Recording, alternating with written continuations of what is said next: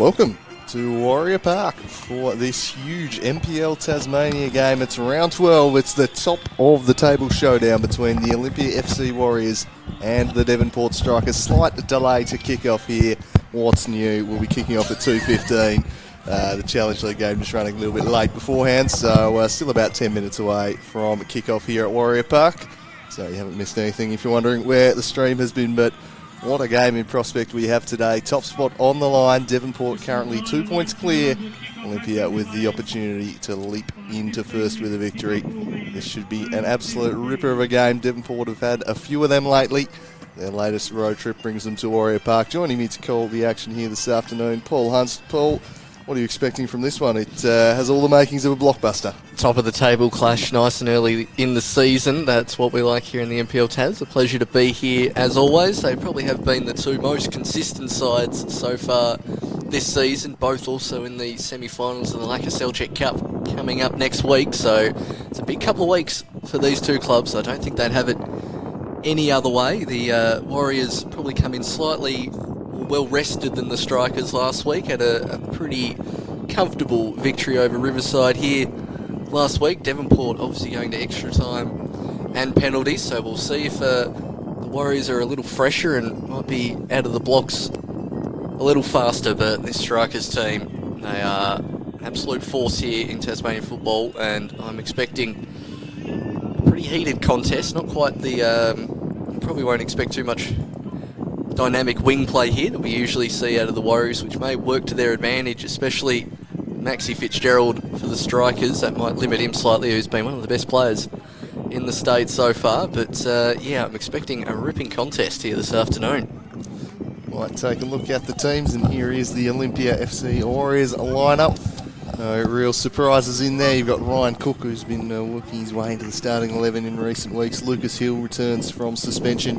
It'll be very important for them today. Bay Kurtz, I think, is really coming into a nice patch of form. His last month has been fantastic. Jono Ladic also returns to the lineup to bolster the midfield. He's a big return against a strong Strikers midfield brigade. Kyle McDonald will be in net. Nick Mearns will partner Ladic in midfield, one suspects. Joffrey Nkoso probably going to lead the line with Jack Ryan. Rob Clark suggesting they play two in attack again today, and Jack Ryan, I think, will fill that huge slot role from last week, if you will, that caused the Devonport Strikers such trouble. Jordan Scott, the Englishman, has been scintillating in midfield this year. Still the key man. Teams starting to tag him, starting to really just work him over, but he keeps on producing. Paul Stevens has had a fantastic season at the back, and Jake Vandermeer has flipped between centre half and fullback, but has been pretty steady this year. On the bench, Jacob Lehman, Darby Randall, the backup fullback in Jake Thompson, and an attacking weapon in Warren Wazawu. What do you make of the Warriors team? Jake Morgan, and welcome to Warrior Park. Yeah, well, just going off that lineup, it does look to me like probably Jake Vandermeer will be the one who goes out to fullback again today, just with the other ins that they've got into that team. But we did discuss during the week the potential of the man we're just watching have a few shots for goal now at the moment in Lucas Hill, who could play a potential Jacob Hoogsloot type role. Jacob Hoogsloot. Oh, rather Luke Hoogsloot, sorry. Jesus, don't just inserting my own name into that. Yeah, why not? Wow, but that's the first time that man's been called out on Slice of Cheese for a while. Well, that would be a joke if he wasn't playing in the A-League, I think he once absolutely, said. Absolutely. But he could be the man who potentially went up top, we were saying, but just looking at the lineup that they've opted to go with, I think he'll be lining up in the heart of defence, but there is an option there for him to drop forward and start to hold up the ball if the Devonport press begins to worry the Warriors. Yeah, he could play that auxiliary centre-forward role that we've seen him thrust into at times late in games, just chuck him up there, and look, that's just if the Strikers struggle with the long aerial route, and it certainly was a game of two halves really last week against the Zebras. After a first half of real dominant play from the Strikers, they pressed them pretty ferociously. Didn't really do that in the second half as much. Obviously fatigue was a factor, but Devonport just knocking it back over their heads.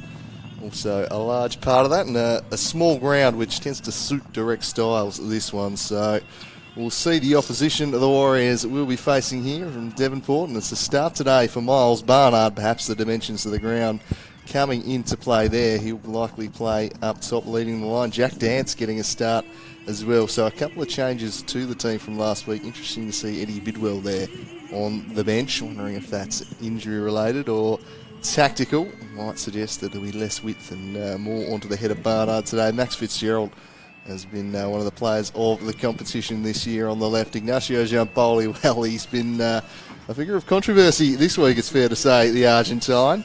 But certainly played his part in that sending off last week. But outside of that incident, he was one of the best players on the park, but certainly has been a talking point. I'm sure this there's week, been plenty said about that incident, but certainly one of exaggeration, one could possibly suggest. So a bit of pressure on Ignacio Giampoli today, I would expect, and I think the Olympia Warriors crowd will be aware of it too. So yeah, be expecting a bit of heat to come at him when he's on the ball today. I think the Olympia players have been warned to. They know that he's got that reputation now, so they don't need to do anything silly and get themselves into trouble. The rest of the lineup, Kieran Mulroney having a spectacular season in the heart of the Strikers' defence. He's been an absolute rock in there. Connor Park at right back and Nathan Pitchford, who was the hero in the penalty shootout last week, making 2 saves there to send them through. Raphael Reynolds, the Canadian, starting to get back to his best. Dom Smith, I think, is in a pretty good patch of form. Probably a line up at left back. Joel Stone, real key man in attack for them, and what a goal it was he scored last week. That first half cracker, just spying Ortman off his line and took full advantage. McDonald a rude finish, one could almost say. Toes. Daniel Sison is another one who's been amongst the goals in more of an attacking midfield role over the past 18 months after formerly being more of your defensive stopper. So on the bench, Toby Barton, the Bidwell boys, Charles and Eddie, Stefan Tentari and Kynan West. So Eddie Bidwell certainly the experience on there, and probably the first name you'd see summoned if they are chasing this one. Yeah, a couple to take away from that, because I was very impressed by Kynan West offering his, well, I'll call it trademark, but it was trademark of the weekend, his trademark sacrificial runs that he was making that really allowed players like Giampoli to come alive, and Max Fitzgerald in that Devonport lineup in the Lacaseliac Cup. So expect him to come on and potentially offer them hard work and intelligent runs. So he's another one to have a look at. But you're absolutely correct on Eddie Bidwell. He's got some of the best delivery in the game. So it could be a very strong option to come on if they are struggling to get the ball into the box to players like Barnard. Just surprised a little to see Eddie Bidwell on the bench. I do wonder if that's injury related, whether it's purely just tactical to try and get Barnard in there, and maybe a slightly more direct approach this week. We'll wait and see, but the Fox in the box was on the bench last week and West got the start. What are you expecting from the Strikers today, Paul? How do you see them going about attacking this Olympia team? Yeah, while you were reading out the team sheet, I was trying to figure out whether they'd even have a change of formation, potentially with Bidwell going out and just playing really narrow, having Barnard up top, maybe Fitzgerald making more inside runs but using his pace to try and get onto flick-on balls and things, and also having Stone supporting him as well, because you've obviously got Dance, who's a bit more a defensive-minded midfielder, does like to get forward on occasion, but he's certainly more a traditional centre mid, and Sison and Giampoli like to do their work around the middle of the park. So I do think it'll be a bit more direct here from the Strikers, which again on the road might not be too bad an option. We saw them do that at South Hobart at the start of the season as well, where the Fox in the box popped up for a winner, but they played on the counter and pretty direct that day on a larger pitch, and it wouldn't surprise me if they did the same here this afternoon. It'll just be interesting to see how Olympia combat that as well. I imagine Giampoli and Jordan Scott having a few interesting challenges against each other in the centre of the park here today. We'll see how that plays out. Obviously, we've touched on the slightly controversial incident involving Giampoli last week. I mean, I think by the definition of the law, it's probably didn't do too much wrong, but we don't like to see people go down that easily here in the NPL Taz, which is probably what he's slightly guilty of. But I do think Olympia are in with a real shout here this afternoon. I don't think it's going to be a blowout on either side by any stretch of the imagination. I think it's going to be a pretty tight, competitive tussle. I'm personally going to sit on the fence, unlike when I did this morning and exercised my democratic right to vote for who I wanted to. I'm going to sit firmly on the fence here this afternoon, and I'm going to tip a 1-1 draw between these two sides, because they're 1 and 2, and I think they are probably the two best teams in the state at the moment. And yeah, apologies for the splinters. Yeah, just looking at previous results, obviously a 1-0 win for Devonport in their round 2 match up at Valley Road. We didn't know a whole lot about that Strikers team at the time. And Olympia, I think Rob Clark said he wasn't really sure what to expect when he went up there. So see what lessons they've learnt. Last year they met twice at this ground in Warrior Park. The Devonport Strikers, of course, champions, and Olympia tailed away, struggled last season, but they lost 2-0 in their second meeting here, and it was a 1-1 draw earlier in the season.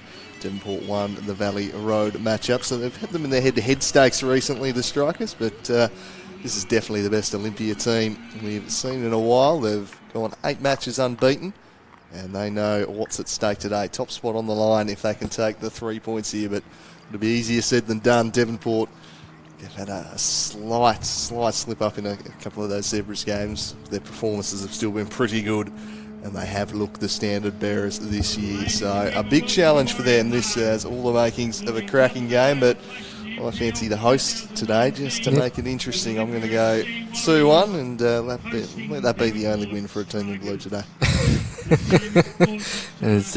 Look, that wouldn't surprise me either if they did that. It really wouldn't, as we see the players ready to head out, doing the customary boot check. Lucas Hill having a very good laugh. Brenton Copper, Tony looking very, very smug on the walking out to the centre as well. So what, George and Marcus just reminding everyone at the ground to do their civic duty too, pointing out the closest polling booths.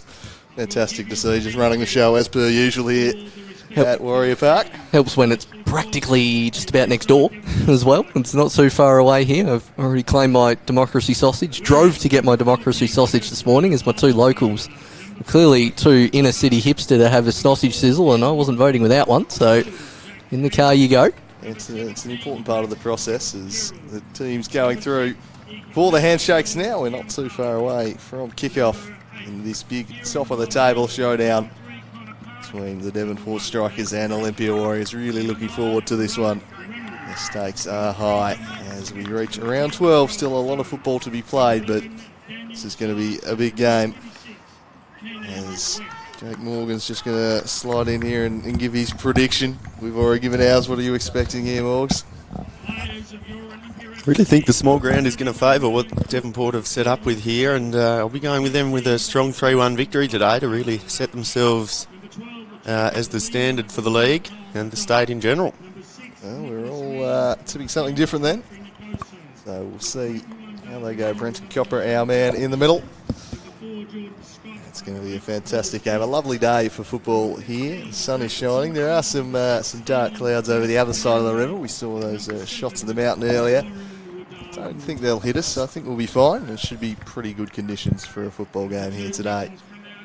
And hopefully that can last. It's Mulroney and Hill coming in for the coin toss. The 2 big centre halves visit their respective sides. Looks like Kieran Mulroney on the toss, and they'll stay to the ends they're at. I don't think there's much of a wind advantage out there today anyway. I don't think the ends are going to impact things a whole bunch. Top of the table, 2 Lackaselja Cup semi-finalists. This is a big game. The Strikers will look to move. It's just 5 points clear of them. Olympia jumps up. Tactically a very, very interesting battle today, so I'm certainly expecting Olympia Warriors to maybe look to be bypassing that Devonport midfield a bit, because we saw how threatening that outfit could be against the Zebras in the Lackaselja Cup. It can absolutely choke the life out of teams' passing lanes and be onto them in a flash, so it'll be very, very interesting to see, because I think we know what Devonport will go with. It's more of a matter of how Olympia are going to respond to it. So, Nick Mearns will put his foot on the ball and we'll get underway. Looks like Barnard leading the line for the Strikers. Ryan Cook might be playing a more advanced role for Olympia. Interesting to see Jack Ryan just winding up here initially right on the left. I don't know if that's just for an early routine. Looks like it is. As Scott in that direction searching for his compatriot. Picked up there the Argentine, and it'll be a throw in for the Warriors. Down the line from Bay Kurtz has been impressive in recent weeks, and he has a chance here to work something. Played it to Cook, shut down by Connor Park. So Park, Reynolds, Mulroney, Smith, the back four. Ooh, at Devonport today. Barnard leading the line. Looks like Fitzgerald, Jampoli, the wide men. As this one's headed away by Mulroney. Kurtz. Off the head of Park, and Koso will try and get in here. Inside a corner, and does so. So the first opportunity of the match will go the way off the Warriors. Yeah, fairly relaxed kind of start from Devonport there, you've got to admit. They weren't too focused on pushing the ball up the pitch, and just letting a cheap corner sneak into the hands of the Warriors now. It looks like it's Scott to take, and takes it to short. To Ladich. Play a good little combination there, and the cross comes in, but straight into the arms there of welcoming Nathan Pitchy Pitchford, and the strikers could be away here with Joel Stone. Back to Raph Reynolds, who's turned it over here straight to John O'Ladich. Gets things moving quickly, worked it to Nkoso. Coming around was Nick Mearns. He'll shoot here, Mearns. Blocked away, though, comfortably by Mulroney. Scott picks it back up in midfield. Vandermeer. Now McDonald, he's got Kurtz in some space on the left. Slips as he kicks there, but he went long and direct to Jack Ryan. Flicked on straight to Park. See plenty of that from the Warriors today. Long balls onto the head of Ryan with Nkoso running off him. Joel Stone a charge through. Lost it to Kurtz, and then Kurtz swings it over the top for Jack Ryan. It's a little too heavy, just allowing Pitchford in. Now Dominic Smith, a staple of this Strikers team for a number of seasons now. Primarily in left back in that time. Here's Lucas Hill gliding forwards. Looks like he's starting at full-back again today. Just allow him to charge forward a little bit and maybe not leave those gaps that he does when he's at centre-half when he takes off. Yeah, a bit more of a mobile option out there than Jakey Vandermeer, who I initially thought would be the option, and who I've probably seen get the nod at full-back a little bit more than Lucas Hill, but I think it's possibly the right call with the attributes that you want in a fullback these days, and Lucas Hill certainly has the ability to get up and down and a bit of dribbling power too. But Devonport looking to respond here, but they can't so far, and it's been fairly calm on the ball from the Warriors until that moment there. Barnard now on the ball, plays it into Giampaoli, who cops a bit of a shoulder charge there and goes down, but again, I think he made sure the referee knew about that, but a clear foul. Barnard now on the the plays it into Giampaoli, who knew what he was doing there. Pops in the mountain, and this presents a very good opportunity maybe for Joel Stone to have an early look at McDonald here. A look on the replay. But pretty good spot this for Stone. Can he get it up and over what's a fairly tall Olympia wall? Some serious height in there. Just getting him lined up. So Joel Stone, who lit up KG5 a week ago with his stunner from distance. And he give his side the dream start here in just the 4th minute of play. It's going to be Stone. And it's an absolute stunner. He's done it again. Joel Stone picks out that top corner with a sweet strike of his right boot. And they're off to a flyer at Warrior Park. What a hit from Stone. Oh, an absolutely glorious finish there. You could just see his eyes look towards the far right corner, and he absolutely blasted it in, and he absolutely loves it too. Good start here for Devonport, and another great goal from Joel Stone. Really starting to look like he could be player of the season so far. He has absolutely taken it to another level this year. That is 2 weeks of vintage goals that he has been kind enough to treat us to. What are your thoughts on the moment there, Paul Hunt? We had the greatest view possible up here in the media box here at Warrior Park for that one. I thought he was tempted to actually roll it out to the salad artist Daniel Sison there for the time being, but he picked his spot in the top corner, hit it with such power. McDonald, despite having, being in that part of the goal with having the wall set up the other side, I don't think there was many keepers going to stop that one. Joel Stone is in fantastic form. Personally, don't think he got excited enough about his goal last week, Jake. I thought it was a little understated as well. His absolute belter from 30 out last week that did the rounds during the week. That was very close to a foul throw there from Bay Kurtz as well. He'll try to redeem himself with the ball over the top. Mulroney clears it as far as Mearns. Mearns striding forward. Ryan out to the chef. Ryan Cook goes towards the back post. Exceeds the head of Mearns. Dom Smith plays safety first, but that is a good positive start for the away side here at Warrior Park. They've scored some belters here over the years. I'm thinking of Braden Mann chipping one in from about 30 out either last year or the year before as well.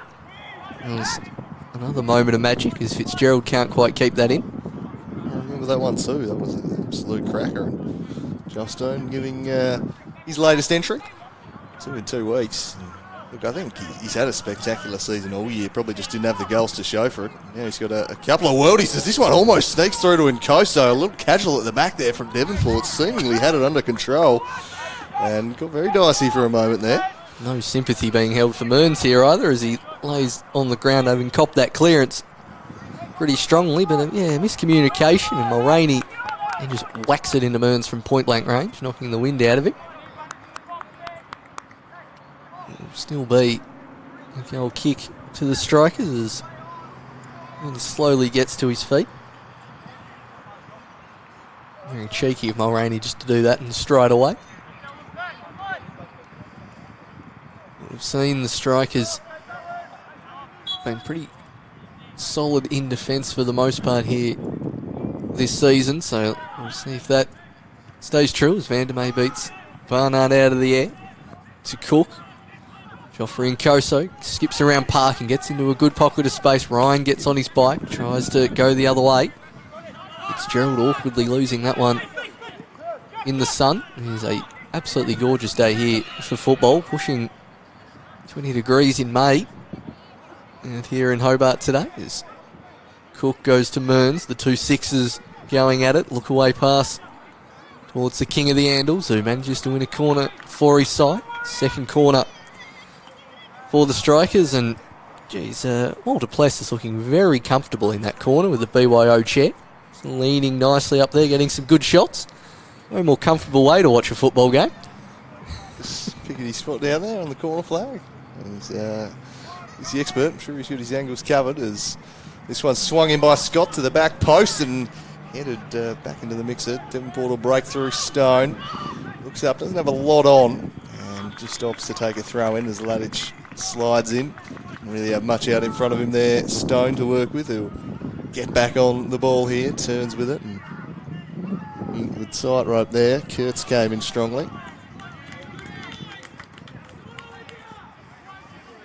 Keep looking it up the line. Opening 10 minutes, the Warriors already chasing this one thanks to Joel Stone. Cook up against Reynolds, who should just shield this one out. Turned and coughed it up to Joffrey Nkoso with a nice bit of trickery to escape Giampoli, and Jack Ryan picked him out with a wonderful cross, and the Englishman maybe should have done better there. That was spectacular work from the king of the Andals out wide. That's the magic Joffrey can produce down on that sideline, especially if you give him an inch. Turn the ball over in such a dangerous area. It was only a centimetre or two too high for Ryan. He was ghosting in at the back post, but the strikers on the back foot since they've scored their goal. Whereas now Mulroney goes back to Pitchford, the hero of last week's shootout. He'll look long towards Barnard, got no height on that at all. Now in Koso, he thinks about shooting and finally laces it, but it goes well over the top. Chance gone begging for the Warriors. It's a cheap turnover from the strikers, one they don't tend to do often. You've really got to make him pay in situations such as that. As the goal kick is taken long, Barnard. I thought Vandermeer fell over there rather than being backed into from Barnard, but the referee saw it differently to I. As Kurtz tries the diagonal ball. Dom Smith didn't have to move a muscle, and he'll see that one out for a throw.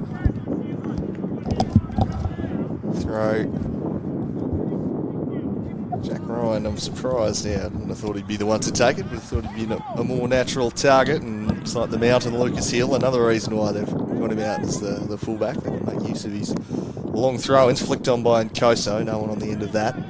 Gathered by Pitchford. Warriors just probing here, trying to get this one back on terms, having been jumped by the strikers. It's a flat, long one there from Pitchford. Hill gives chase and just escort that one out of play on the far touchline there. Got to say that despite Devonport having the lead, this match has pretty much been mostly Olympia Warriors, I would have to say. Pretty impressed with how Joffrey and Koso has been running the line up front, and although him and Ryan haven't quite got on the link up as much as the Warriors would have liked, young man's been very impressive out there and shown some good feet on a number of occasions. You can't doubt the quality of this Devonport side, and I'm sure they'll have periods in the match of dominance too, and it could just be looking like they're about to assert that now. Well, they haven't had a lot of the ball in their final third, but the one time they did, in the free kick in the good position, and then you've got Gelstone. Barnard the target this time, but McDonald gather that one easily enough. Rolls it out to Van der May.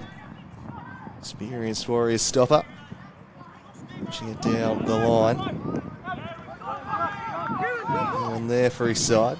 And Cook taking up the wide spot for the time being. Smith for Fitzgerald. Flicked on by Sison. Barnard. Stone just clipped under the ball there. Now Mearns to Scott. Plays it early looking for Ryan. Reynolds headed it towards Nkoso, who turns on it. We'll try and get to Nick Mearns. Returned it to Nkoso. Was just off with the pass though. Right idea, execution just lacking on that occasion. Raph Reynolds read that cross like a book on the way in, and that is absolutely one of the reasons why he's one of the best centre-backs in the state. Canadian import there, showing his class. Joffrey and Kozo now. To dribble on the ball, but just gets it taken off him by three Strikers players there, with Sison now combining with the Fox in the box, and it could fall all the way out. He's straight offside now though as Sison. And he just knew it too, so just holding the run a little bit while Jake Van der May came back to defend. This could be an interesting one.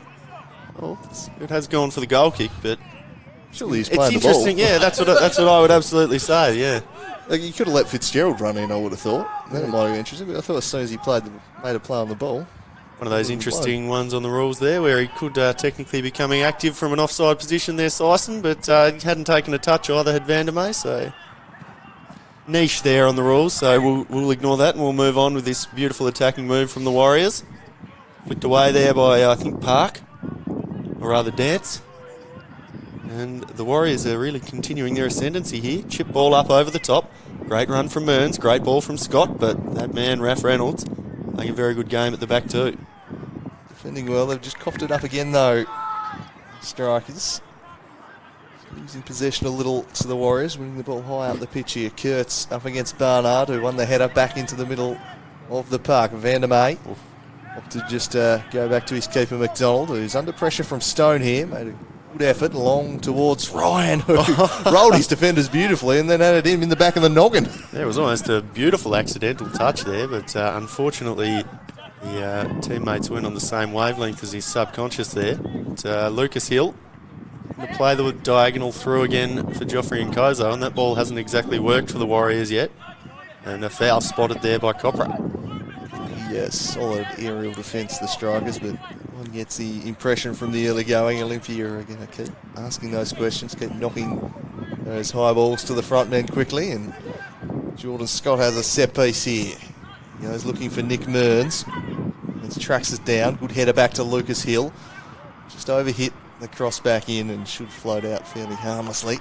Yeah, pretty hard to get a decent cross in if there's a lot of backspin on the ball. It's always going to loop up in such a way that it's hard to get good contact with and hard to make it drop into the perfect position, but don't mind the intent there from Lucas Hill. Have looked to, as we've been touching on, get a lot of balls into the box so far, have the Warriors, but it's often seemed to be Joffrey and Koso, at least over the last 5 minutes, that's been deepest on here. Pressure now on Bay Kurtz, and he almost could have given up some trouble there for Jean Pauli. Got enough on the header there. And McDonald now to reload and go again for the Warriors.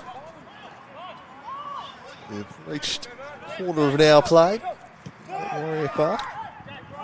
Devonport have had one shot, but geez, it was a good one. Joel Stone's free kick picking out the top corner. Apart from that, Olympia have been in the ascendancy. Scott trying to win it back, but Giampoli just skips free of his attentions.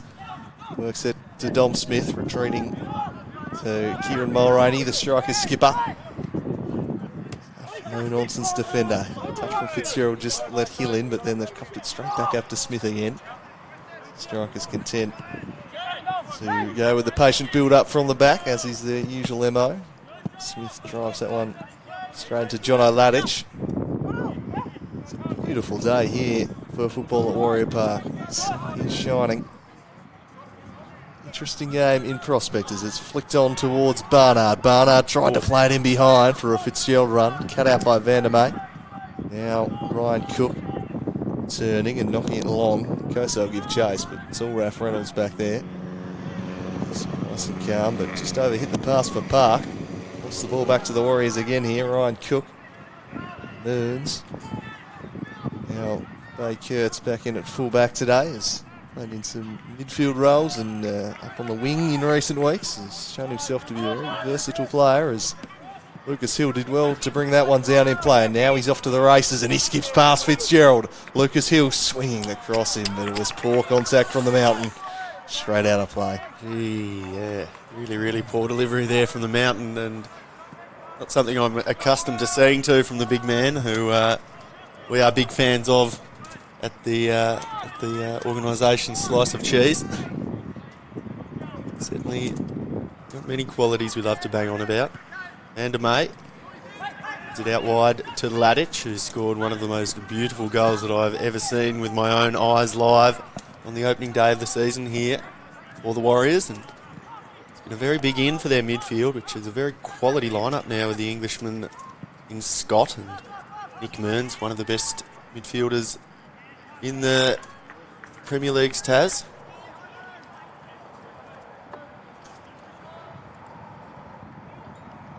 We just have another look again. A bit of a shotgun cross there from Lucas Hill. Great run. Off Fitzgerald, who's no slouch in the pace department. Just left him in his wake, but really poor cross from Hill. And Devonport now. Barnard the targets! He got a fair bit of it too. It just crept wide at the back post. And look, Devonport have had 2 attacks. They've scored 1 and nearly got a second there. This is some real Stoke City of old style of attacking there from the Warriors. Heaving it long to the dome of the big striker. Getting your shot almost directly on, but I think McDonald would have had that one covered. Scott was under some pressure there, but clean pass back to McDonald, who, geez, he almost just tried to have a laugh with the fox in the box there. It's exactly the place you want to be doing that. Giampali now, almost got it to Sison. Vandermeer just hacks it up and away, and responded in kind by Smith there. So the Warriors just perhaps starting to allow the Devonport strikers back into this midfield battle there, Andrew. They're starting to get a little bit of a foothold in the game for the first time. It's really been played up this far end of the ground predominantly, and they're on the attack again here. Mearns and Koso trying to make something happen. Koso trying to get in behind of Dom Smith, defending his front pretty well, but Koso wins out and then finds Nick Mearns on the left to make the contact he was after. And again, some nice build-up play, really coming to nothing meaningful. The end product just not there so far, Paul. No, just that ball in the final third has been lacking dominantly here from the Warriors. Joffrey and Koso, a good one that found the dome as Barnard flicks that one underwell to Giampoli. Fitzgerald's gone into an offside position at the back post. Is Sison now looks for Fitzgerald. Out Stone, who's got Connor Park up ahead if he wants him. Keeps it himself to Stone, and just to win a throw in for his side. And they go the heave-ho, and they put it in short. Back to Park. Park puts the ball in underneath. McDonald just claims with the Fox lurking. This slightly more direct style of the strikers is causing the Warriors some issues here this afternoon as that header falls to Ladich. Fitzgerald tracking back well. Well, we've seen Lucas Hill striding forward on occasion. Probably haven't played him in as much and got him on the ball as much as they would like so far of the Warriors. He'll stride forward to take this throw, but he's a good player on the ball. Here's the Mountain. Goes cleared by Dance. Vandermeer. Offering Koso battling away with Dom Smith. Can he win the throw-in for his side? And he does. On the side of the ground, which is a bit more friendly towards the long throw. We saw the strikers threatened with one moments ago. Ken Lucas Hill caused similar troubles. He goes looking for Jack Ryan. Didn't have the weight on it to reach him though, and Fitzgerald just blasting up and under. Vandermeer came over the top, and now a chance for Giampoli to spring the counter-attack. Oh, that's an important intervention from Vandermeer, but the danger's not past. Is the flag going to be raised on Sison here? Play allowed to continue. Knocks it back for Fitzgerald. Comes past Scott. And overhits his cross. Giampoli will track it down. He's got Joel Stone in support. Turns inside instead and well intercepted by Nick Mearns. Kurtz left it a little short for Cook, however, but Ladich gets in there. Advantage allowed to continue after Stone scythed down Ladich. Now Scott with the diagonal that was always in behind. Jack Ryan doing him no favours. Great challenge by Nick Mearns there to break up that attack. Yeah, we just saw that there on the highlights. That was with the moment of skill as Stone slides in late. We've seen quite similar given in recent weeks here. Should have been given. Yeah, probably should have been. As that one will be out for a Warriors throw. It was a pretty late challenge there from Stone, the goal scorer here so far this afternoon, as Hill tries a long raking ball towards Ryan. Manages to win the header above Park. Reynolds thumbs clear. That one's going to fall to the Fox in the box. He didn't get really any purchase on that pass. Turned over to Scott. Now Kurtz. They've got plenty of space on the far side if they want to use it, and they go to the mountain. Hill looks up. Now to Mearns. Didn't have anyone bombing on down that wing, did Mearns, and then he split his two teammates right in the middle and isn't terribly happy about that. Pretty sloppy that, and the strikers will try and spring a counter through Dom Smith here. Joel Stone, and Stone, not Smith. It was a wonderful little turn. Eventually the Warriors win the ball back though, and along they go to Nkoso, who will turn and charge off towards the defence. He's been lively this afternoon, the king of the handles, and he runs that dance. Gave it to Ryan. They work it back wide for Mearns, who just want a little bit of support to arrive. And so he knocks it back to Lucas Hill, and the strikers will just collapse in here in defence. Win it back, although Ladich is able to steer it across to Hill in another good crossing position. Can he find Ryan on this occasion? Now again, great deal of quality on these crosses coming in. Get a chance for the long throw. Consolation prize, but strikers have just kind of sat off them a little bit here and allowed them to put the crosses in, but just too many really difficult questions of this defence just yet. Reynolds has really just been able to whack everything away as soon as it's come into the 6-yard area, if the ball does get there. We've also seen some crosses go straight into the fence at times as Hill plays it to an offside Ladich, and that's been the Warriors' issue so far in this match, just sloppiness in that final third. Really no reason to be offside in that situation. I mean, the midfield's dominating the game. Sison, Stone, etc. have had a whole lot of the ball, but they're not really making it count in the final third, Olympia. They're getting the ball into promising positions, and they're not doing a whole lot with it, so they're still holding sway. I can't recall a point in this game where I've seen either team string together more than 10 passes, to be honest, so it's been a pretty scrappy affair, I'd have to say, and a lot of balls like this where you're immediately lumping it away from the defence and the other defence is responding in kind, perhaps a bit of an indication of the size of the ground and the intensity with which these teams will play at. So Hill, that's for Nkoso. Smith traipsed all over him. Nkoso lost it to Sison, who'll go over the top looking to spring Barnard. Stevens volleyed it straight into the Fox. Scott with a heavy touch and was able to win the ball back. Then picked out Mearns for Nkoso. For Nkoso wide for Ryan Cook. They've got a few in the middle here if Cook can find a cross of quality. He's shut down by Park. Out for a Warriors throw. So have a look at this Scott challenge again. Cameron there and Sison tumbling over the top. Got the ball. Certainly didn't go over the top of the ball. Just stood his ground rather well there, did Scott. really enjoying playing in that spot, which we can't observe. The Fox in the box lurking there too. Losing pressure to Stevens, but the Warriors' defence is probably going to get away with that one again. Vandermeer now, looking to build it up a little bit more slowly, the Warriors. So Ladich finds Scott in a fair bit of space. There's Cook on the other side that he could look to cross to, but instead goes the option of Nkoso, and very well read there by Mulroney, because if he was onside then, that was an absolutely glorious chance there for Joffrey Nkoso. It's been good, Kieran Mulroney, so far today. It's a very important challenge from him. Read it. Him and Raph Reynolds are just reading everything that is coming into the box on the Warriors, and it's them comfortably get it away. Lucas Hill doesn't even manage to get the cross in this time for some great defending from Smith. Once Barnard. Again, a quick turnover. Comes into Vandermeer, kept his run going. Well defended there by Dance. Read by Vandermeer, jumping up into the attack here. Centre half as everyone's pushed up the ground here at the moment for the Warriors. The full court press is in effect right now as they try and find a way to get back on terms. And Koso, he's probably had more touches of the football than anyone this afternoon. Plays this one back to Ladich. Another cross comes in. Mearns! Tried for the spectacular bicycle, but didn't quite collect that one as he intended.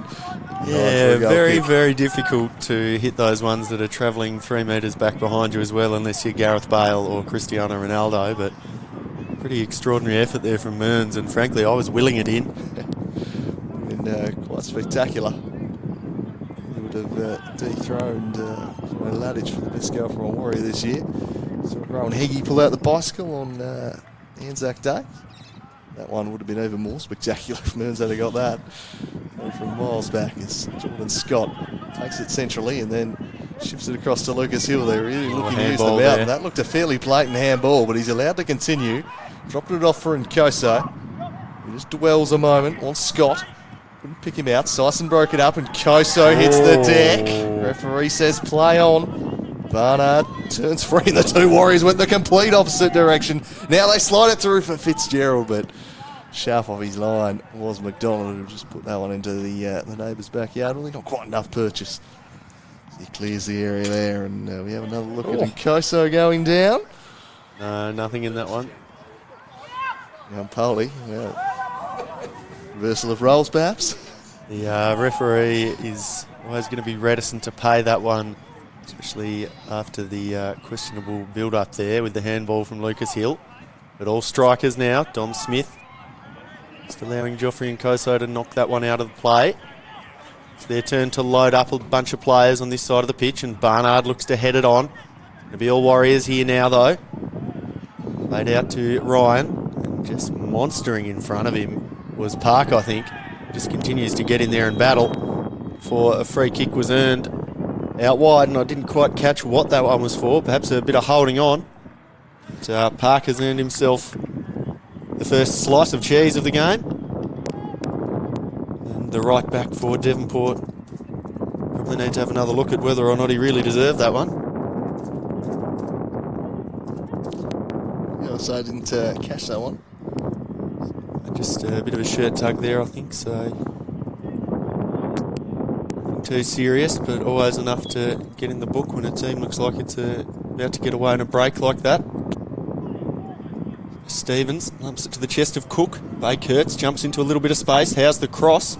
The cross is questionable, but I almost thought for a second that came off the crossbar with how well Pitchy timed that little punch away from the net. Very scrappy game, you've got to say so far, fellas. Very. The Warriors still yet to have a shot on target for all the huffing and puffing and all the possession they've had in advanced areas in this game. Pitchford yet to be called into action.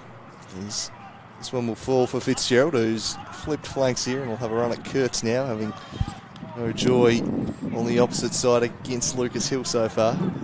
It's really had a whole bunch of service.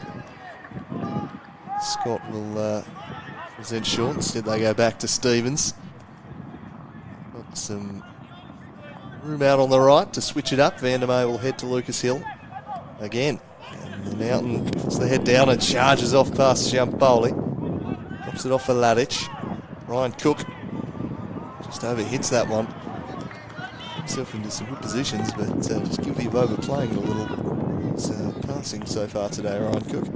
They're looking really good, the Warriors, until they get to about that position where Ryan Cook played that pass from, and then pass is just going a bit errant, and it's contributing to the slightly scrappy nature of this game here this afternoon. We'll see what the Mountain can do. Lays it down the sideline to Mearns, who tries to roll the defender. Mulroney's seen that trick before, but he does manage to win a corner for his side. This time Mulroney will check on Mearns as he goes into the fence. Good step over there, just whacking it into the back leg. Warriors certainly winning the corner count convincingly over the Strikers.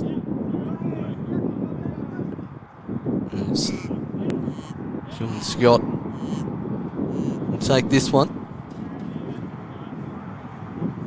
Possibly even the chef Ryan Cook. I've only seen Scott take them, and he just whacks it into the back of Joel Stone. That's gone. Curious to know if that's gone for a corner or a throw in. I couldn't quite tell from our angle as Jordan Scott goes for another bushwalk down the hill. So we'll take another corner for the Warriors. And this time it's going to be a more conventional ball swung in. Be Scott just doing a dummy run up to probably fool me more than anyone as that one goes into the centre of the box. And it's just a whack it back in. Cook Ryan falls to Stevens. Whacked clear by Park. Kurtz, the last one back, who's I'm not sure if that's an attempted shot or cross. I don't really know what to describe that as, Kurtz. I thought he might have been trying to spray it out wide, but it's gone straight down the middle. Hitchy saw that one coming the whole way, and again, it's another misplaced pass from the sides here today as Kurtz wins in front of Barnard. Mulroney lays it out to Giampoli, who's switched over to that side of the ground and manages to get around Hill, who's still tugging at him from behind, gets a lever out, and eventually it's called as a foul on Lucas Hill. I don't know if anyone else quite saw that, but Giampoli certainly gave him the run around to start with, and Lucas Hill was fighting from behind, and he skips forward. Giampoli in the possession there. Hill wins it, and that is a free kick to Lucas Hill. I reckon there was a shirt grab in there. I think his arm went back. I can only assume there was a little grab of the shirt that the ref saw. He was holding him off that way. As Lucas Hill punches this one to the top of the box. Again repelled. Jeez, Lucas Hill has been heavily involved down the right. We need to get real niche with the stats and have box entries from the right wing. Yes. It would just be up there by a long way. Everything seems to be flowing down this right-hand side for the Warriors at the moment, but no joy from them as Lucas Hill takes this throw short to Mearns. We'll probably knock it back to Hill for the cross now.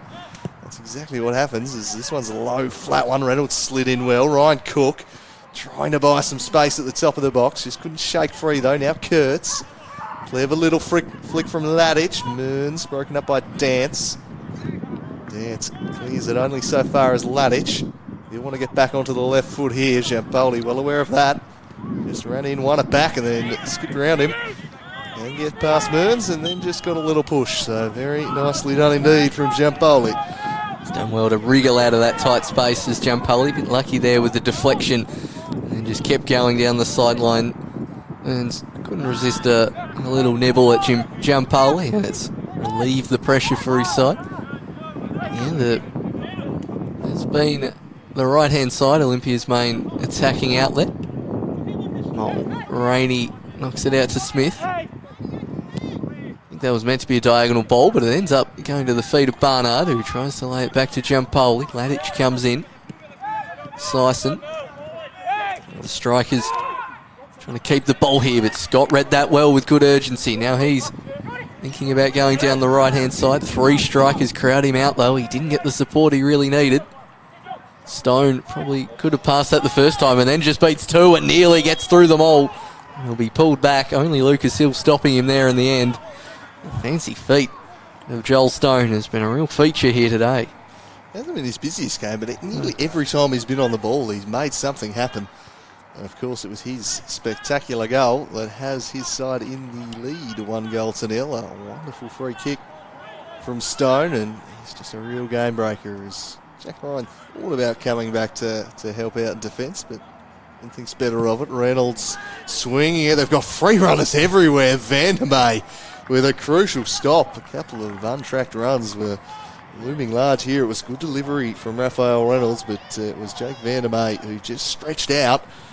Was able to volley it away from two free strikers players who were just lurking and waiting. Dance just running rings around the keeper. Here's an interesting tactic. Reynolds swings this to the back post. Barnard's there. Ryan with a defensive header. Stevens there. Cook should be able to volley it away. He gets good distance on his clearance. Pitchford well off his line and waits for it to come back into the box before springing into Giamboli, who's lost it to Kurtz. Hey, Kurtz takes on the Argentine here. He's going to drive to the byline. Get across in. Oh, he kept it in well, Kurtz. He's got some room now. Back to Ladich. Ladich crosses for Mearns. Sue's header was never goal. Always wide. Again, some good build-up play, but just no end product. Not quite there. It did deceive us here. Up in the commentary box from Mearns. It looked a lot closer live than it did on the pictures you're seeing at home. Looked like it was destined for that top corner. It's Fitzgerald waiting on the ball. Plays it back to Dance. Seems to have got a bit more open in the last 5 to 10 minutes as this match, as Mulroney takes a heavy touch and Koso nearly steals it away, but look how compact that Warriors defence is. Just a wall of white in front of Smith, and he has to go back to Mulroney. Into the keeper. Park on the grandstand side. Mitchford looks up. Doesn't see a huge amount of options. Got time to play with. Warriors really wanting to pressure him. Oh, he'll waste a nice 10 to 15 seconds off the clock there and spray one out in the Barnard direction. Wins the initial ball, tries to go to Fitzgerald. Fitzgerald has a shot, Kurtz blocks it. Now the Warriors, through Scott, just whacks it into the legs of Joel Stone, tracking back. Good amount of work there from Stone. He gets around Mearns. Playing it down the line, Kurtz. Cook, good run there from Nkoso, but he just gone a tad early. Had the arm out nice and early, wanting that ball from Cook and got it, but must have just gone a tad too early. It must have looked like he bent his run pretty well there live, but flag raised there on the King of the Andals, trying to get him behind again. It's a real live wire. Warriors attack. Andals will just defer to Pitchford. He's seen something he liked, but just rolling it short to the Canadian along in the Barnard direction. Scott just dropping it in front of him and eases it over the top for Paul Stevens. Back to Jordan Scott. He goes to Jack Ryan. Ryan swings it wide to Lucas Hill. Keeps it in. Now he can try and return the ball to Ryan. Instead goes to Ladich. Ladich, Ryan the target. Plenty of strikers' bodies there though. 3 men on him. Barnard. Played it behind Syson, so Fitzgerald gets there. Back to Barnard. Just took it past Vandermeer. Broken up by Stevens. Scott. Got a great turn on him for a big man. Barnard, doesn't he? A little bit Peter Crouch-like in the way that he can really easily pivot 180 degrees and always pressure hard for the line there. Impressed with his game despite the lack of service that he's had today. Always a quality mark of a really good forward. And you can really contribute to your team despite a lack of service. I think Jack Ryan's done that up top for the Warriors today too, despite the fact that a lot of the crosses have been coming in a bit behind him. He's fought hard in the hold-up play, and it's been a big feature of this scrappy game, as we've touched on. Comes to that man Ryan now. Turns well. Sprays it out wide to Lucas Hill. It's dropped a little bit deeper as the covering fullback there. Ladich now. Flicks it back to Lucas Hill. He crosses well. Almost well this time if somebody had gotten across the near post perhaps, but straight into the arms, Pitchy Pitchford, and Devonport could be away here. Credit to the organisation at the back of the strikers. They're holding firm, but sooner or later, Warriors are going to need to find a quality cross in as Ryan can't control this one. I think the big thing with both of these teams and the way that they're shaping up at the back is just how well the fullback on the side that the ball isn't is just tucking back in behind for both of these teams. It's really managed to hold out goals from coming from open play, and is a mark of some pretty intelligent and disciplined play by the defenders. Just see Lucas Hill now, who was sitting in that deeper position there for a second. He had Baykurtz pushing up on the other side, but really just struggling to bust through the top of the box here in both teams, but they could be on here. Giampaoli, Barnard had run offside. Fitzgerald now making the run, but Baykurtz back with a very intelligent defensive run.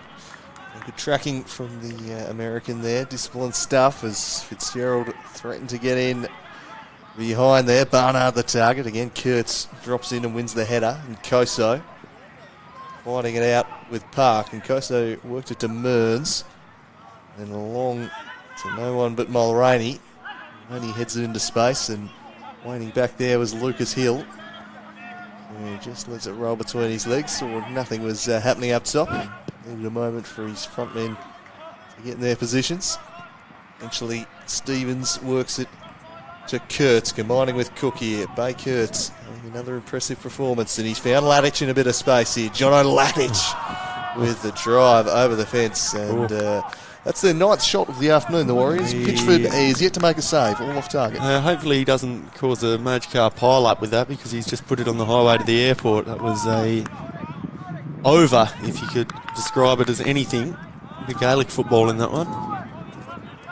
Oh well, the strikers now look to get it going again after being gifted the goal kick, and just looking to hang on to it and play a bit of time management perhaps with the 1-0 lead in the first half of a big away game. 1v2 on the table. The scrappiness and caginess has reflected it. Ladich now looking to play through Mearns. Goes back to Ladich, but well intercepted by Giampaoli. They'll look to go quickly, but the Warriors win it back quickly again every time that they do.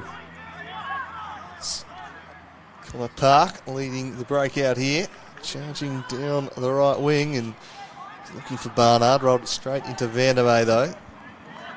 Press closes in, but he works it to Cook, back to Jordan Scott. Not sure who that was to. Mulroney back there for the strikers. Joel Stone. His head up and spies the runner, Fitzgerald. It's a great ball to Fitzgerald, who's got his shot wrong. It might stay in play though. Giampaoli tracked it down and then just had a bit of a fresh airy. Just a light zephyr on the ball was about all he got. And it stays in. Fantastic ball from Joel Stone, who's got a chance to make something happen here again. He drives inside. Lucas Hill watching him closely, and then a good challenge to take it away from Fitzgerald. Again, the Warriors just with the early ball to nobody. Need to just wait and sport an option, wait for Big Jack Ryan to get in position. He was hustling to get there to provide a target, but the pass is just coming a little bit early. Scott now with some room. Again with the early ball to Jack Ryan, who just laid it off to Dance. Now Joel Stone turns, and the counter-attacks starting to become a little bit more frequent as the half has worn on. Stone, nice move to buy some room and cut back inside. Threads it for Sison. Well done, Stevens, shopping that out. Scott lays it off for Kurtz. Yeah, each team seems to be able to just hold on to the ball for a little bit longer as this half has worn on. Perhaps just the players getting a little bit more tired towards the end and not closing down quite as frenetically or quickly as they were early on in this game. Stones looks to find Fitzgerald, but nothing really doing there for the Warriors. Sison now. He's rather concedes the throw there to the Warriors, and they'll begin their march back up the ground as they try to push on and equalise here. They're good value for it so far.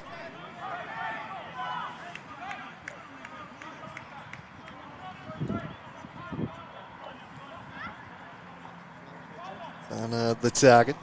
Fitzgerald brings it down in stride and looks to have a runner, Paul Stevens. Kurtz in support there. Two Warriors coming across to deal. Former Gold Coast man, and they've just infringed on him there. So a free kick for the strikers. It'll pretty much be a corner based on the location of it.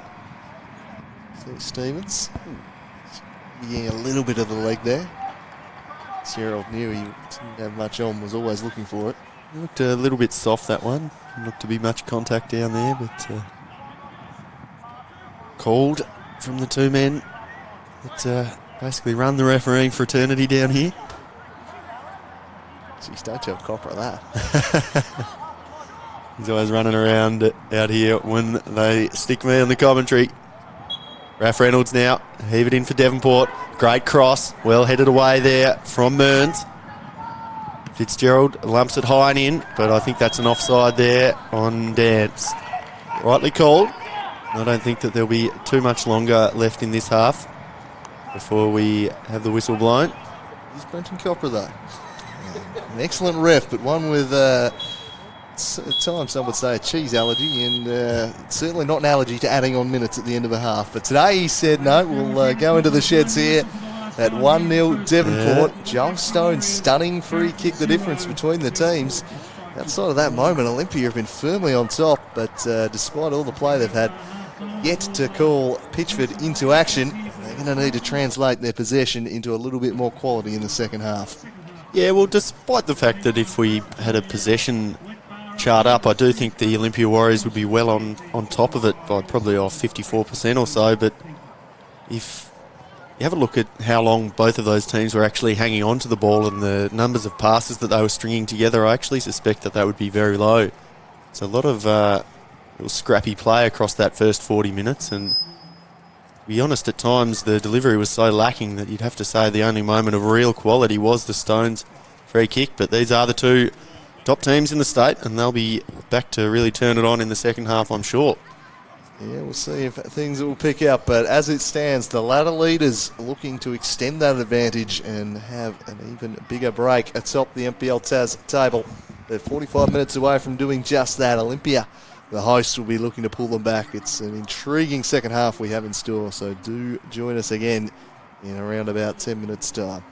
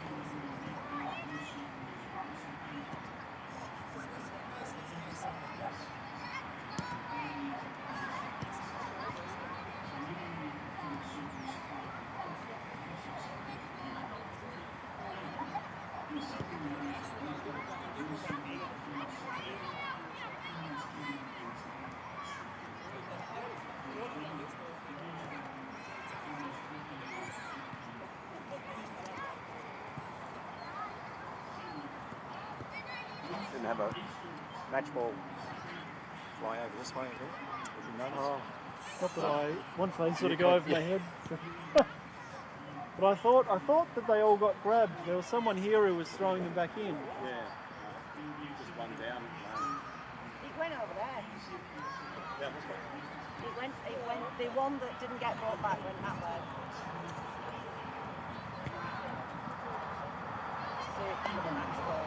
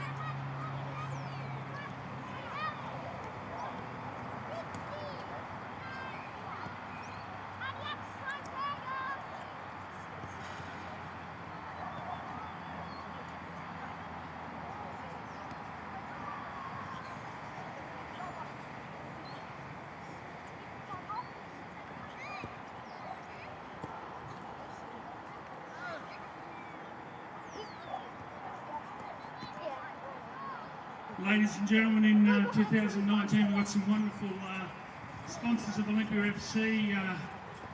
Our major sponsor, of course, Rainbow Building Solutions, Matt Smith down there in Sorrel. For all your building needs, Tasmania's custom home garage and shed specialists.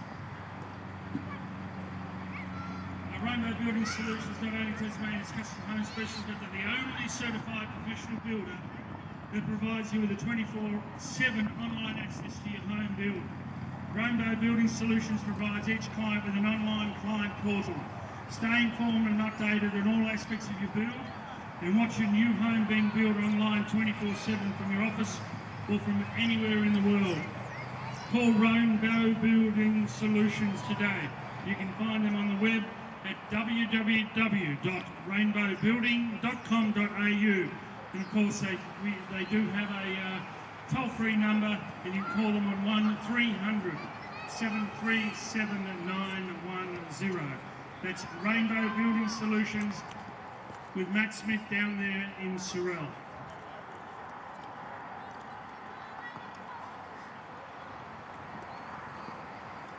Salamanca Fresh, Venison, Peter Beckrakis, north, south, east or west, you'll find a Salamanca Fresh store in southern Tasmania near you. Specialising in supermarket items, gourmet delicatessen, wine and fresh Tasmanian produce, Salamanca Fresh stores are there for your convenience. There'll be a Salamanca Fresh store near you. North, south, east or west, you will find a Salamanca Fresh. Go and see for yourself and check out our weekly specials on the web at www.salamancafresh.com.au. We do have a couple of restaurants in southern Tasmania that do sponsor us. On the western shore, we do have the Urban Greek, Saba and George Kakos there. Urban Greek is a home-style Greek restaurant, specialising in home-cooked quality Greek food, with family favourites like lamb on the spit, souvlaki, grilled fish, saganaki, just to name a few.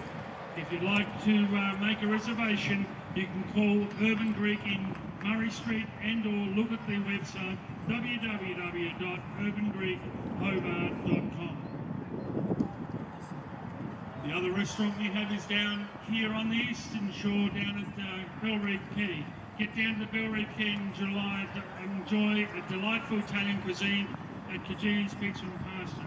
Whether it's handmade gnocchi, tender veal, Cagini sauces, the finest product and local ingredients. All of these, of course, go fantastic on top of that pizza.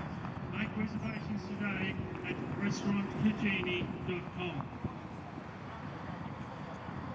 For all your flooring needs, Unique Floors in Newtown Road. Unique Floors run by John Marios down there. For all your tile and carpet needs, Unique Floors, you can find them at www.uniquefloors.com.au. The referees have stepped down onto the pitch. Both clubs about to take part in what will be the final 45 minutes of today here at Warrior Park, with currently Devonport Strikers 1, Olympia FC 0.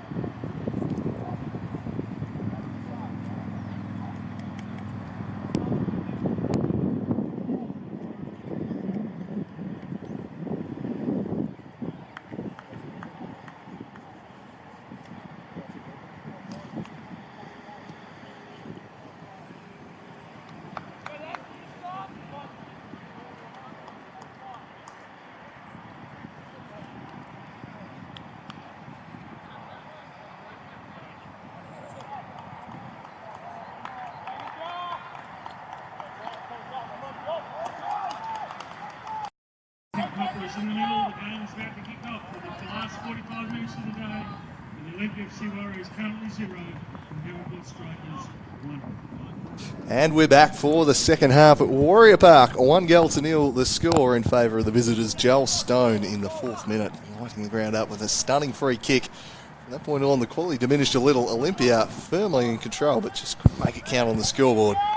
We'll see if any changes at half-time might bring a change on the score. But for now, the ladder leaders looking to extend their lead on top of the table. We'll see if Rick Coughlin has changed things up. Jordan Scott comes crashing in there, and a bit of a shirt in Syson's grill there. Jordan Scott getting a talking to. He's protesting his innocence. Still having a chat. His copper, I think, was quite the what some people would like to go on Vladimir Putin and shirt front, but it's Stern talking to nonetheless, much like what probably happened at that summit as well, as we'll see play continue with the Strikers having a free kick. A few options in the box. Goes near post, cleared by Mearns. Reynolds. We'll let that roll out for a throw-in. The centre-back who takes all the set pieces. A nice rarity in world football as Fitzgerald didn't see a whole lot of action in the first half. Didn't get much service on either wing. He switched about halfway through. Right down in that far corner. Good turn by Smith. Eventually out for a throw. We'll see if either side have made any adjustments, as certainly was Olympia having the better of possession, but probably not the best of the quality shots, as that ball comes in off the chest of Stevens. Syson just knocks it through to the keeper. McDonald pumps it long in the Jack Ryan direction. Just takes him wide. Connor Park wrestling there, and in came Jampoli. Trying to get the better of Ryan and Kurtz. Couldn't do so. Vandermeer swings it towards Nkoso, nodded it down for Mearns. Looked it back for Jack Ryan. Now Lucas Hill. Saw him getting forward repeatedly in that first half, and he's off once again here. Plays a 1-2 with Ladich. Now looks to get the cross in. Can't beat Mulroney. Dom Smith should be able to see this one out of danger. He's coughed it straight up to Nick Mearns. Mearns weaving one way, then the other. Swings it in, and again, the pillar of strength, Kieran Mulroney there to turn it behind for the corner. Good feet there from Mearns. He's very good at just making that half a yard of space, is Mearnsy, but again, Mulroney in the right position, as he and Reynolds have been in the first half. Chef Ryan Cook to take this set piece. Interesting, Jordan Scott lurking at the top of the box. We'll see if that's an option. He whips it in, and Pitchford, under significant pressure, whacks it over the top of the crossbar. Own teammate getting in the way there, but it will count as a shot on target. The Warriors first. Does well to whack it over the top. Yeah, I guess technically it is the first shot on target. The hint swinging corner. Ryan Cook. It's like a plan there. Ladich, short dummies for Scott, and it just took a bobble on him. And I tell you what, there's a whiteboard up here in the club rooms with the play, very similar to that, drawn up on it. I reckon that's from the training ground to the pitch. They didn't. They took a bobble. Maybe maybe someone snuck up behind us here in the media box up here. That is definitely written down on there. They didn't whip it out in the first half, and maybe they just needed a subtle reminder at half time that was written down and nearly worked to perfection. It did just bobble in front of Jordan Scott. That bobble wasn't written in. No, that wasn't. That's not how it was drawn up. You can't really blame the surface too much. It was a bit stiff to get it on the outside. Yeah. Really, a bobble like that. Yeah, you'd certainly expected it at some other grounds in Tasmania. And certainly when it comes to the depths of winter, but Warrior Park usually not the place for that, as Stevens lays it back to McDonald, who gets good purchase on that. Koso gets in front of Mulroney. Now Cook. Ryan charging forward, but way too much sauce on that one from the chef, and it goes through to Pitchford. Reynolds plays it through to Dance. Strikers Really obliged to be playing at any great tempo, holding the lead still 1-0 from that absolutely wondrous free kick from Joel Stone. Throw in, taken towards the Fox in the box. Lays it to Sice. Now Fitzgerald, low ball to the top of the box. It nearly reaches the back park. Knocks it out to Stone. Joel Stone sizing up his opponent, jinking one way then the other. Stone will do well to win a corner here. That's very good defence on the far side from Bay Kurtz. He's going further and further away from goal here is Stone. Still can't see an avenue down the sideline. Knocks it back to the salad artist Sison, who whips it into the box, and near there is Barnard. Fitzgerald gonna lay it back out for Smith. Will the Fox have another option? Not on this occasion, as Smith rolls it back to Mulroney, and the Strikers will start again. Supreme defending from Bay Kurtz at the other end. Made the sliding challenge from the 2 unmarked strikers in there, and then just forced Joel Stone back all the way to the sideline as Sison plays it off Stevens to win the throw-in. To be honest, I thought they'd ceased playing football, and that was just Bay Kurtz taking his partner for a waltz there, frankly. He just could not shake him for a second there, and every step was followed. So absolutely brilliant work there from the American, and it's the kind of disciplined full-back defending that Warriors have missed for a few seasons now, and he looks to be a really quality pickup for them. In some serious form, Bay Kurtz, and again, very good this afternoon. The Strikers have got a set-piece opportunity here, another chance for Ralph Reynolds. Getting something into the box. He's got 7 to pick out there. Everyone pushing up for them. Trying to double their lead early in the half. Here's defence to be tested. Sison, a bursting run near post. It's into the middle of the box, away from Mearns. Ladich helps it on. Koso second to the ball. Reynolds able to get it back to Pitchford, who's made poor contact there. And just shoulder to shoulder on Koso. And the superior strength of the keeper has just bailed him out there. That was a mighty nervous moment. Was that handball from Barnard? Play allowed to continue. Goes for Fitzgerald! Max Fitzgerald drives it home. And the Devonport Strikers have doubled their lead here. A heart attack for them at the other end of the pitch 10 seconds earlier. But they get the goal. And it's Max Fitzgerald. If that 10 seconds, what a brilliant sweeping move that was from the Devonport Strikers. Started off at the back there with a great show of strength from a poor touch there from Pitchy Pitchford. But the beautiful ball in from Miles Barnard, well finished there by Fitzgerald. Devonport Strikers have just been clinical when they needed to be today. Absolutely marvellous play there. So at 2-0, the Warriors will be needing to respond very, very quickly to be getting back into this game. And quite sure that they've shown the link up at the top of the end of the spear today to really be threatening that, as we hear George just inserting himself quite happily into proceedings and letting everybody know the state of affairs or any potential injustices. Well, he's just trying to shrug the perception he gets a bit more excited when Olympia are in the lead. That's been an accusation thrown his way, so he's made sure you can't throw that his way by really pumping up the Strikers' 2-0 lead. And look, they've had 2 shots on target, Devonport, and they've scored from both of them. They've taken their chances. They've just been efficient. They've been far more threatening in the final third. And they've looked, every time they've gone forward, they've looked like they can score a goal. Olympia have just had it down there like, what are they going to do this time? It's been the difference. I might have undersold that finish too there from Fitzgerald, because that is absolutely cracking near post finish, making it get high and into the corner as well to really make there no doubt on that one, and any keeper in the world would struggle to save a shot like that. It's absolutely marvellous from young Maxie Fitzgerald. The Warriors are now looking to push forward. Bay Kurtz gives it away, and it looks like the Strikers are just going to be looking to hold on to possession a little bit more now. Not as keen to lump the balls forward. Just be a little bit more of a conservative approach from them, but that could play well into the hands of the Warriors.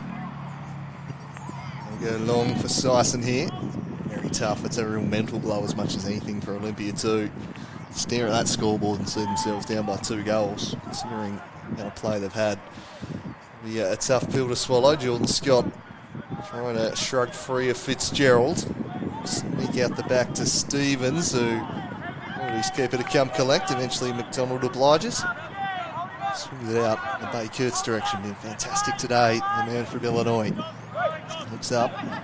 Switch play up here. Just looking Vandermeer. A little bit short, but he won it in the air. Cushioned down by Ryan to Mearns. Mearns with one from distance. Took a deflection off a dance. To the hands of Pitchford. Yeah, he really looking to drive that one to the far right corner there was Nick Mearns, but it's not quite the direction that he wanted there, and some good defending to get him in the way of the shot too. The Devonport centre back, Stone now. The Fox in the box centrally. Looked to go that way, but that was some glorious defending there from Paul Stevens. Giampali now comes into the middle. Great defending there from the chef in Cook. Comes back out to Scott. And they're just going to retreat here or rather get on the counter here, the Warriors, but falls out of play. And it looks as though a sub could be being made.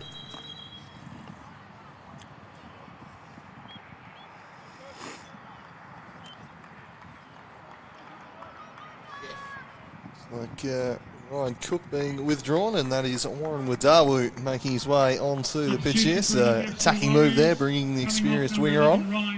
And the postman, more than capable of breaking a game over. All he does is send it. Reliable delivery from that man.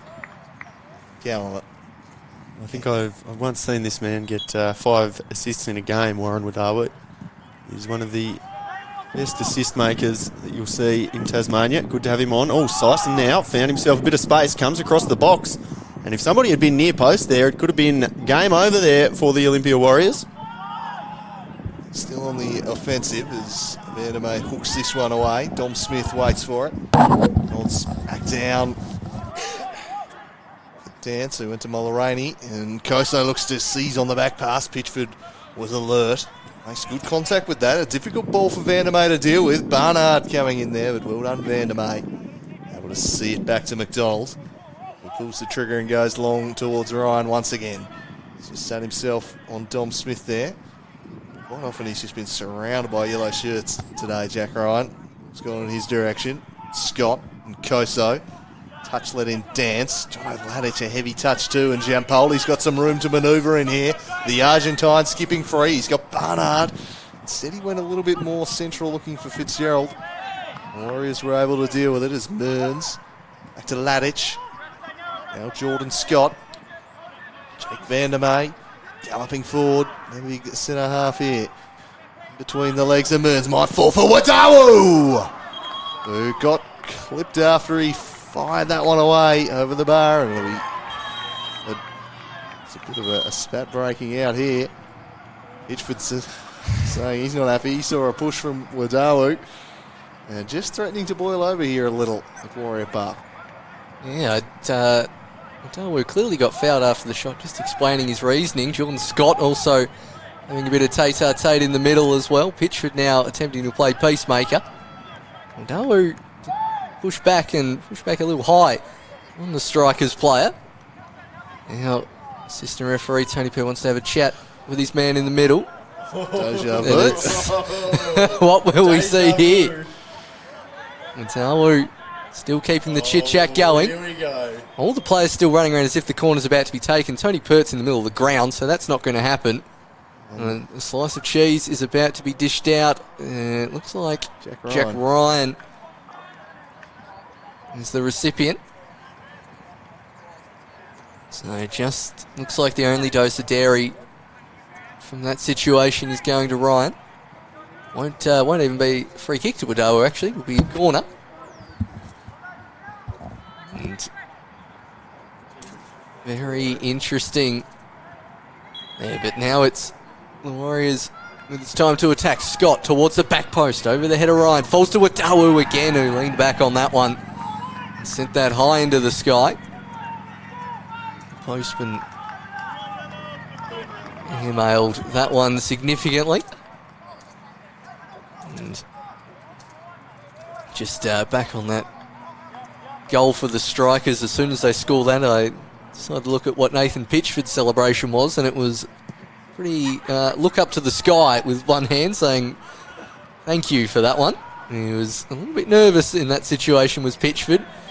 And Ryan conceding the foul. And it's starting to get a little bit testy out there between the Strikers and the Warriors, which is what you'd expect in a 1v2 clash. Devonport with a win can go 5 points clear of the Warriors. Someone's cleared out to Darwood. Park comes across quickly and wins the throw-in. An hour gone here at Warrior Park. You'd expect the Strikers to now take a few seconds off the clock. Every possible opportunity. It's Park with the low cross, and Barnard stole it in and off the post. The Fox in the box, lurking around with a mistake in the Warriors' defence, and he nearly put the game out of sight. Well, it's a dummy. Dummy. Just didn't know the player was on his blind side, I think, and Barnard sneaks in, puts it in the post. That could have been a good night. I'm not sure that's the place to be pulling out the dummy from John O'Ladich. Disastrous there as Dance wraps his boot around this. Lucas Hill steers it back into the bullseye. Giampoli turns away to Park. And Park looking for Barnard. Knew he was offside, so didn't play. And then Stevens almost made a meal of that. Hit it back to McDonald. Lucas Hill and Vandermeer have switched centre half and fullback roles here too. Interestingly, in the second half, as Kurtz going back to McDonald. Punches this one straight to Dom Smith. Jack Ryan with a pretty good attack on the ball and a good flick on too, but no one had made a run off him in behind. Again, Pitchford happy to eat a few seconds off, getting us restarted. Tough for the Warriors now. They've had plenty of play, but been able to trouble Pitchford. They need 2 goals to at least back on terms now. Strikers get them 1-0 back in round 2. Adelaide's very promising position to claim another 3 points today. Would be massive in this title race. A genuine 6-point match, this one, despite the relative early point of the season. Koso couldn't get it away from Raph Reynolds. Tried again, then Park was able to just get away from him. Giampoli. Barnard, heavy touch. Kurtz. And Scott. Shielding off the ball. Back to McDonald. Who's pressured there by Sison and Stone. And made back to Mulroney. Just seeing a bit of continuance of that kind of scrappy, low passing number kind of game continue really in this second half. Oh, and Koso looked to be onside there, but well muscled out by Reynolds too. As we can just see the ball turned over again very quickly. Kurtz pushing forward. He's got a couple in the box if he can get a good cross in. But as they have done all day, the Devonport back four standing up very strong and denying any kind of quality service into the middle there, Andrew. Yeah, no Lascano, no worries. It seems for the Strikers at the back with Dawu turning into space, clips it in the Jack Ryan direction, off the woodwork. Made great contact to just float it onto the bar. In the end, Pitchford was beat.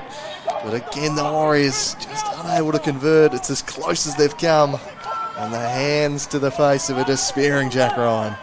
And we'll just have a look at that one again. The postman sending it to the back post. And Jack Ryan using Dom Smith as a bit of a stepladder there to just rise and rise. Just couldn't quite manage to make that one stay under the bar. And Pitchford launches it away now in relief. Could have been really game back on there if that one had gotten in. Certainly would have been enough time for the Warriors to push for an equaliser and could have made Devonport a little bit nervous. Be a real sliding doors moment that, but did well to rise there, did Jack Ryan. Ladich now could put another one into the box. Just holds it up a little. The ball a little bit behind, as it has been often for the Warriors, and a fairly horrible strike coming in there from Kurtz. It just backspins up and over the back of the goals and poorly retrieved by a crowd member there.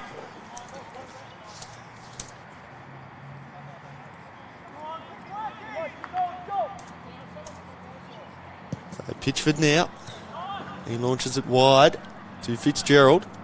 A lot of space for this stage of the game there, did Fitzgerald, and he uses it. Begins to run at Scott.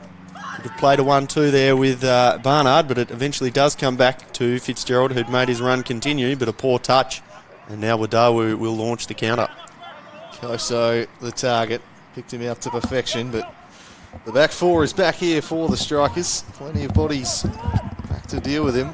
Plus step overs and Koso trying to wriggle free. Jamboli came in and won the ball though.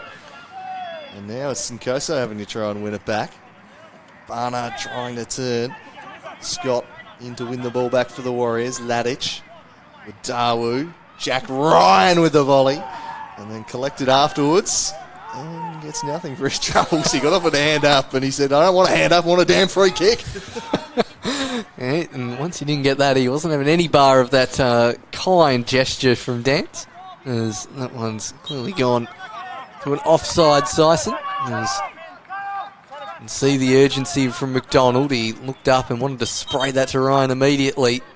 Fortunately, the ball didn't stop rolling, so which is a pretty crucial element. And Ryan will try and whack it back. Precious seconds coming off the clock here for the Warriors as they try to get themselves back in this match. 2-0 down at home. Kurtz. Out to Hill. Warriors with 4 up top at the moment. Ryan goes over his head. And they'll really let that one slowly trickle out as Mearns not terribly happy with his teammates' effort there. Ryan was just subtly tunnelled underneath that one. Pitchford using all of his allotted time. About to get the hurry up from the referee, and that goes straight to the opposition. Now Stevens. Nearly turned over. Hill under significant pressure. Dance manages to slide in. Vandermeer. It's all very scrappy here, and then he'll eventually go out for a throw. Halfway through the second half, and it's the Strikers who've added to their lead. The Warriors needing to rein them back in. Joffrey Nkoso has looked threatening today. Can he bust this one open? He's robbed of it by Stone. And Dance chips it to Sison. Sison looking to loft it over into Fitzgerald's path. Vandermeer able to work it to Ladic. Oh, he's back past it. Hill, no favours. It's pounced on by the Fox in the box. He rolls it through for Fitzgerald, who crosses to the back post. It was a vacant back post. Absolutely no one there. Didn't quite got the head up to have a look before hitting that ball. No, I think he just had a bit of a whack at it, really. And it's given Olympia the opportunity to get things moving again with the postman. Sprays it out wide a bit to Jakey Vandermeer, who's moved out to fullback and switched with Lucas Hill now. Dance with the up and under. Nobody really going to be winning that, except for the soft free kick that's been paid. He's the elbow on Ryan. I've got to guess, so it didn't really scream foul to me, but might have just raised the arm and challenging for that one. It's been interesting to watch him today, Jack Ryan. He was over there on Raf Reynolds then, but I think I've been noticing him seemingly trying to isolate on Dom Smith when he's been dropping back in to cover for the other attacking fullback. Just seeing him go to that position again, so not sure if that's just the matchup that he thinks he's got the real physical advantage on, but that could be the option of what he's thinking there. And it was the one where he had the contest to make it on the shoulder, and here he is under pressure. And great strength there from Jack Ryan coming up against one of the better performing centre-backs in the league there in Mulroney. terrific duel. Jono Ladic want to work onto his left. Sison knew that, and he's won the ball for the Strikers there. And I think you're right. I think Ryan has been trying to situate himself on Dom Smith, but in terms of back fours, they don't come any taller than the Devonport Strikers. I mean, Connor Park's solidly built. Dom Smith's played centre-back plenty of times. In terms of stature, the only other defence that get near him would be the Warriors' own defence. Yeah, we've seen him do it plenty of times out here. I think he's pulled off onto Savine, I think it was in round one here at Warrior Park, and he does have a height advantage in that situation, but as you say, the Strikers And pretty much their whole back four could probably play centre back. We've seen Smith do it, and Park certainly has the build as Dance whacks that one high and crosses the field. Managed to keep possession. Jampoli.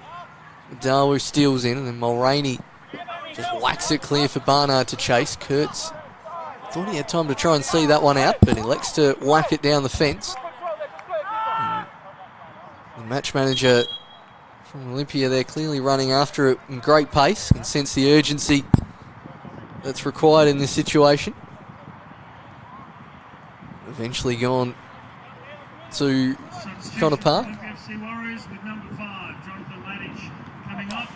Ladich being replaced by Thompson.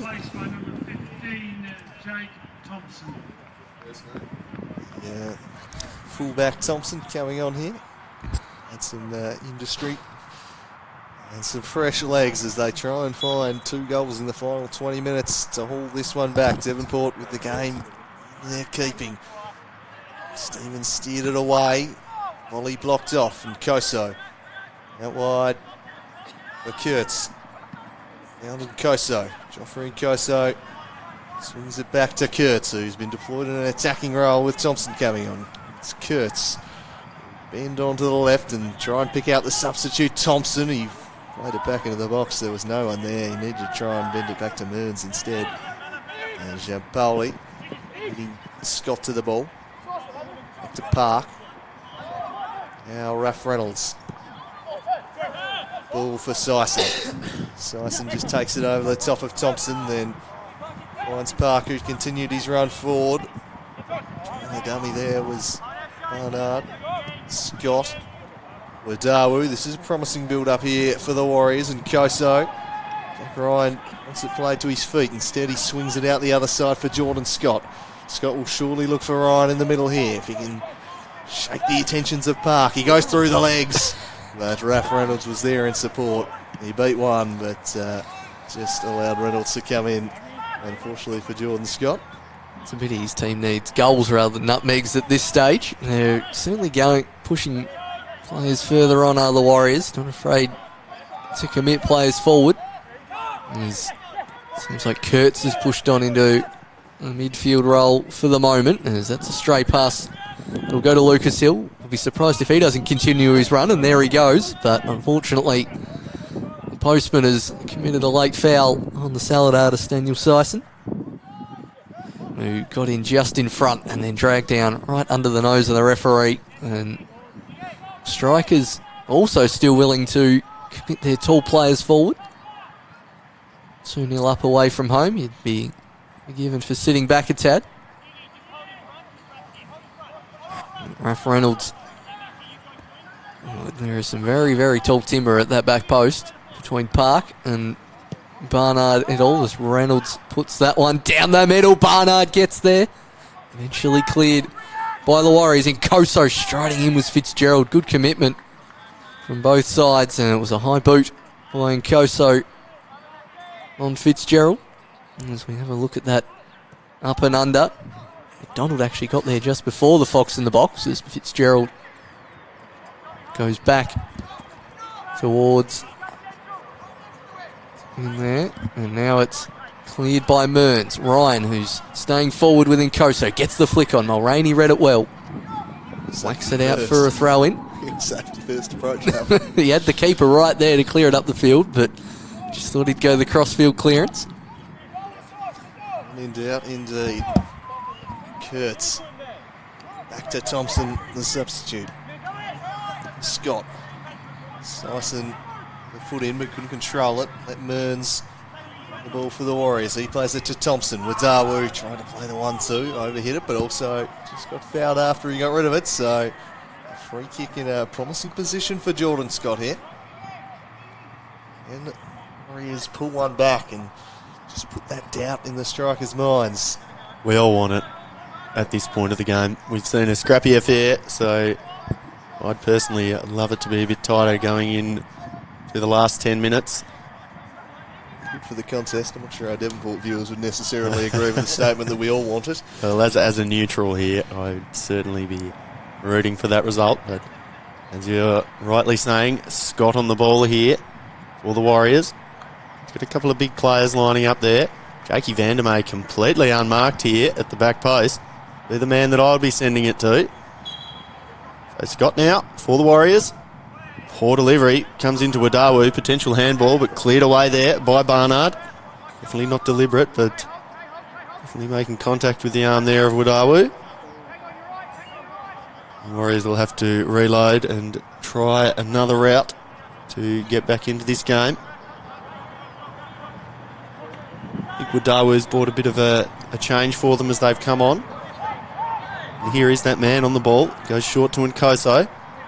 Comes out to Bay Kurtz. Deployed, it seems, as a bit of a right winger. And, geez, that was... If looks could kill there from Jack Ryan, I think Bay Kurtz would be in his grave right now. Filthy. Absolutely filthy, Big Jack there. And it's not really the ball you want your big target man to be chasing down. Yep. It was a real what are you doing kind of look at just what are you doing, mate? It's had a pretty impressive game outside of that moment. Bay Kurtz absolutely pushed on into a more attacking role. That was creative from Barnard. Just the sweeping back heel. And it might forge a chance for Fitzgerald. He could ice the game here. Max Fitzgerald finds the side netting only. It took a little deflection, so it's behind for a corner. Warriors live on. This surely would have ended it. Really thought he was going to bury that one, to be honest. I did on Fitzgerald. Thought he would find the far post there, but some beautiful defending, really, when you think about it. I think that was Thompson who managed to run with him and get back and force the corner here. An opportunity for Ralph Reynolds to swing this one in. Not too often you see centre-backs deployed as dead ball takers, but Ralph Reynolds certainly has that in his locker. Curls it in. Falls into the middle of the ground. Nobody really getting a hold of that one. Stone now rampaging onto the ball. Shows a good pair of feet there to Lucas Hill and then softly goes down. And softly the free kick is paid there. And the Olympia Warriors are not too impressed about that decision, I don't think. Lovely turn here, we'll see, from Stone, but just copped a little whack after that. Ralph Reynolds again will creep over and take it, and he doesn't look to be in a great deal of hurry at 2-0 with 13 minutes of regulation time to go, Andrew. No, I wouldn't have thought so. Do his shoelaces up, just check that the ball's perfectly situated here on the Warrior Park AstroTurf, and no rush whatsoever. Time becoming a real enemy of the Warriors now.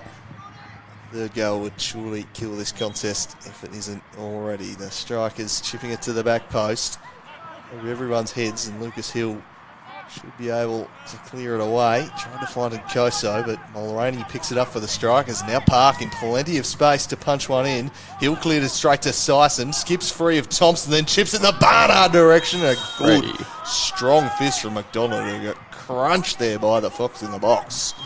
And both players looking a little worse for wear after that one. We'll have a look at the replay here, and I think Barnard will be getting up in a second just fine.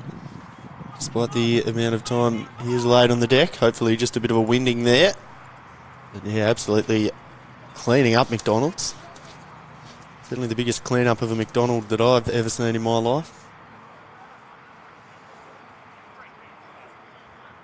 Both players getting back to their feet now.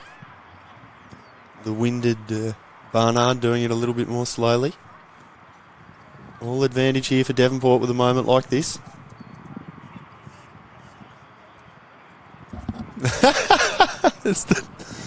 Absolutely cops a spray in the face there to just wake him back up, did Barnard. Almost worth a replay, that one there. That is a absolutely marvellous little state of affairs I've seen there. Yeah, lovely stuff.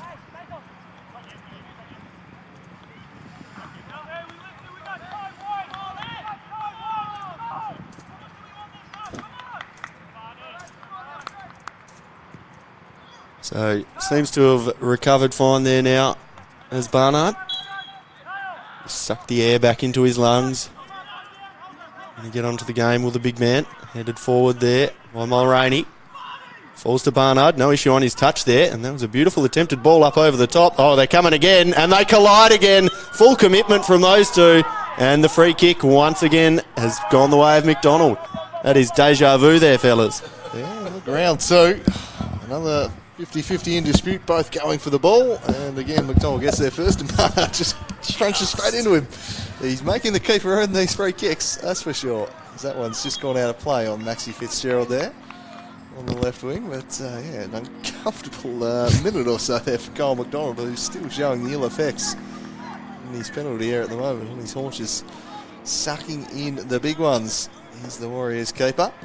So they do attack here, and Smith just does well on Koso. Physical contact, and should the header would go over the line.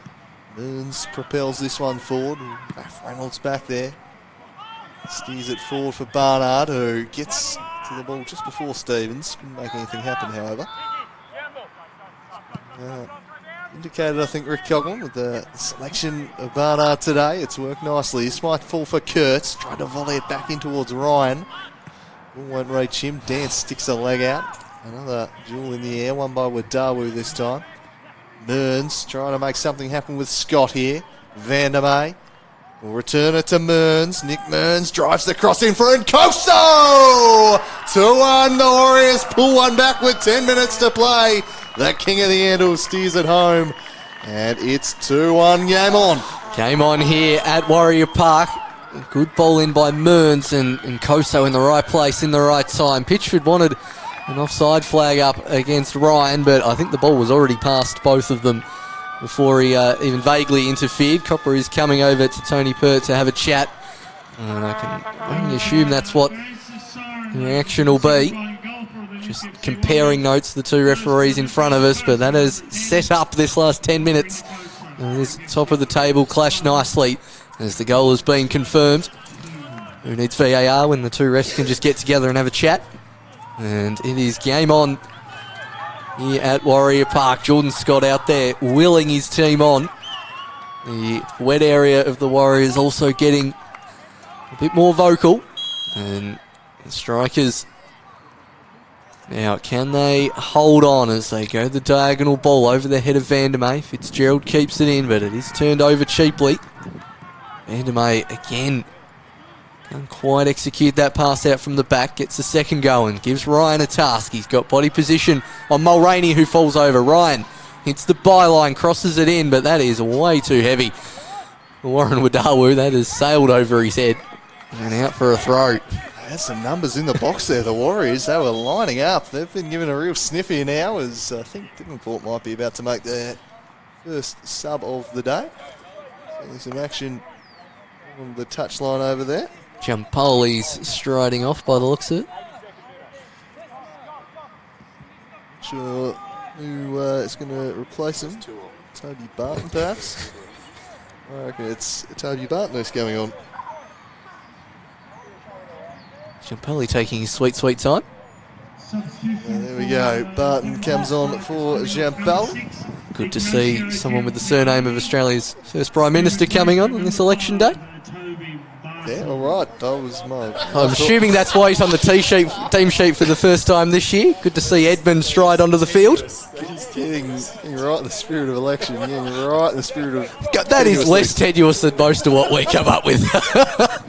As Mearns strides forward. I was thinking Joey Barton. I mean, that ridiculous fake French accent. If you haven't seen that, viewers at home, do YouTube it. This one's played out play. Joey Barton French accent. Highly recommended.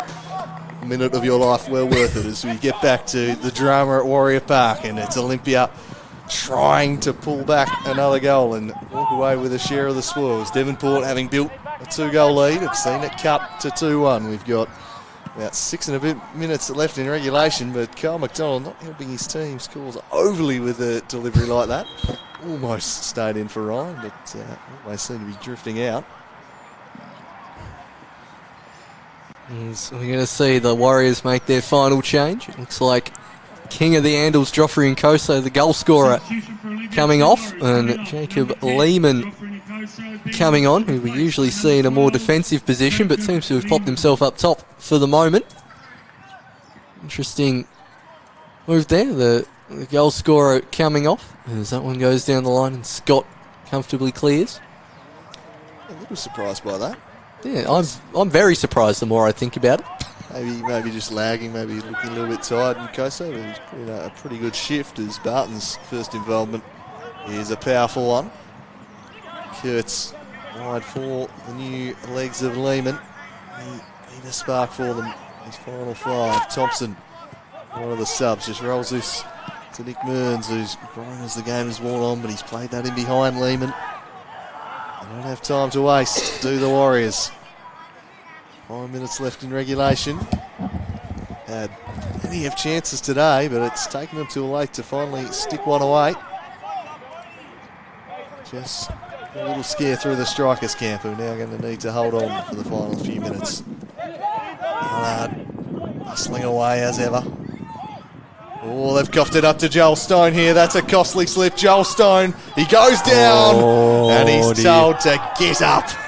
Copper having none of it. So I'm not sure why he hasn't issued a yellow card if he's decided he dived. I would love to see another look at that. I almost thought he might have just copped a little bit of a kick there. Have to have another look at that, though.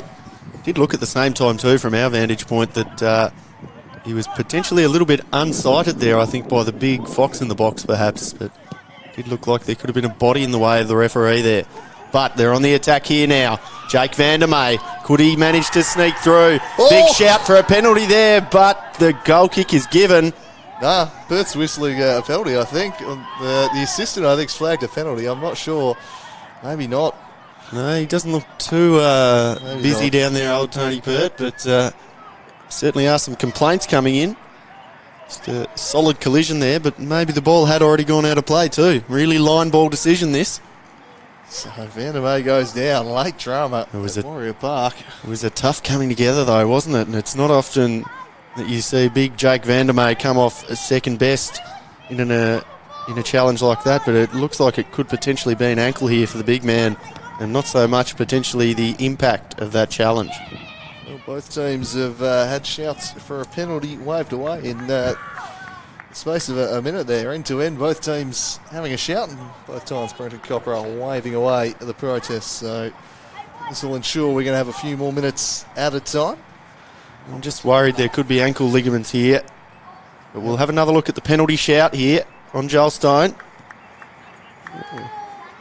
Really tough to see from that angle, isn't it? But it is tough. The angle that we had a look at, it looked like there could have been a clipping of the legs, but potentially a very good decision there by Copra too.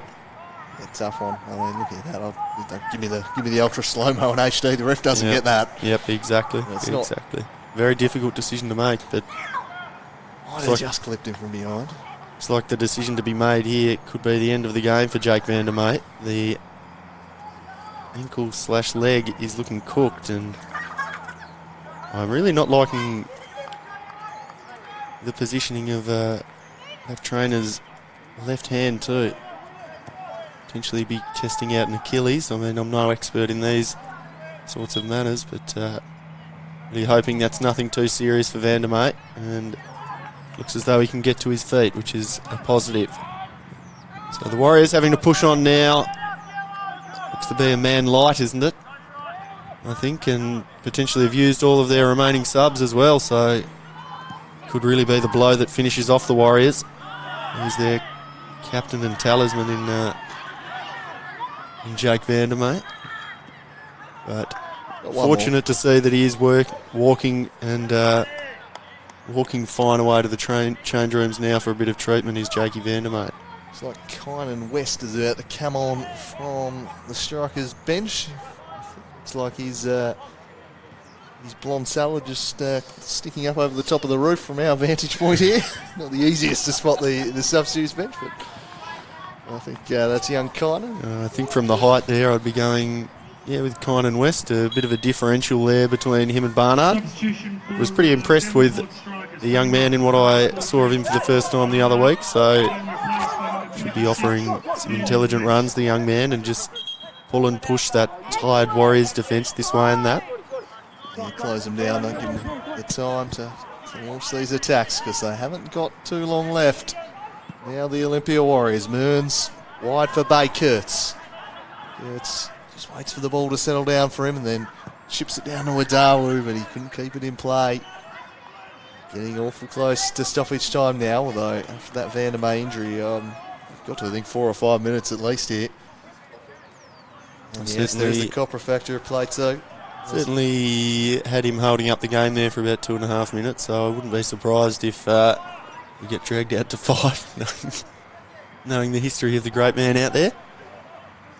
This one's thrown in the Jack Ryan direction, just leaning back on Mulroney, showing his strength there, and then he centred it. He'll chase after this one too, but Park able to step in. Kynan West combining with Max Fitzgerald. Stevens back to McDonald, who'll just clear the area once again. Jack Ryan, although I think Jack Ryan was coming back for an offside position there and wisely chose not to contest. Thompson sends the ball in dispute. Joel Stone gets there first, bodied up on by Lucas Hill, who chips it over the top looking for Mearns. Dance just blocked off his path to the ball. Now Jordan Scott sweeps it to Ryan, looks to hold it up. Good play from Ryan, then puts it out in the Bay Kurtz direction. Can he keep it in the American? He just can't quite. And the relieving throw in will come. Yeah, just a little bit too much sauce on that one from Jack Ryan. He's pulled out the bazooka when he probably should have gone the handgun there.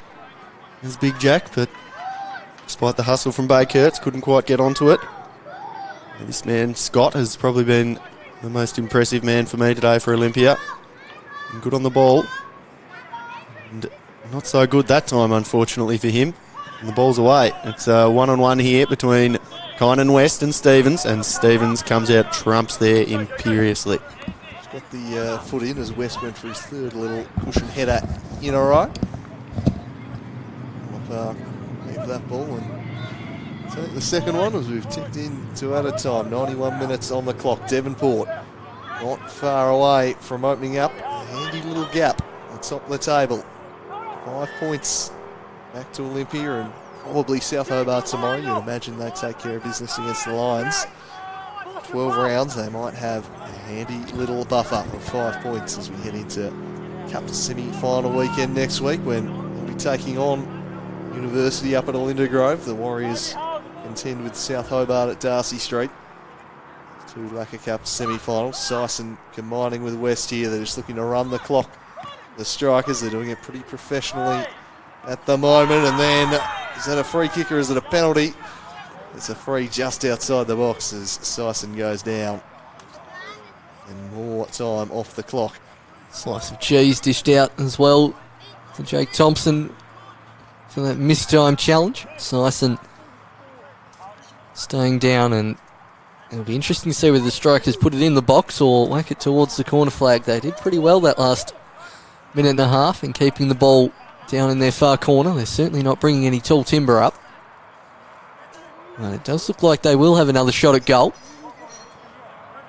No one offering short at the moment for Fitzgerald, who looks to be taking the free kick. I wonder if he can hit as good a free kick as his compatriot Stone did in the first couple of minutes of this game. Jordan Scott trying to follow Joel Stone the entire way towards the goal, and he just about does. Fitzgerald running into the corner with Thompson for company. Thompson has the ball and tried to win a free kick, but it went straight through the legs. And Strikers can chew up more clock here as we're into 93 minutes of what we're making a guess at 5-6 up here. Yeah, just about last chance saloon, and it's at the wrong end of the pitch for the Warriors to do anything. Devonport killing this one off masterfully at the moment. Sison off the attentions. Warriors duo, but they've won the throw here, Olympia. So 93-20 on the clock. They've probably still got a couple of minutes, but this is just about it for them. Comes down the line. It'll be another Warriors throw. Thompson to take. It's kitchen sink time now for Olympia. Got to get the bodies forward with Zawu the target. Dance with a fairly unconvincing clearance, but to the neighbour's yard that one goes. Thompson back to Paul Stevens. Surely go long and strong here, Stevens. Opts to drop it off for Thompson, who's found a little bit of room. Thompson further down the line for Kurtz. He's got 2 strikers for company, and Dance won it and kept it in play. And they're able to clear the area here to West. Hustle to get there. Scott with a firm challenge. Now it spills for Mearns.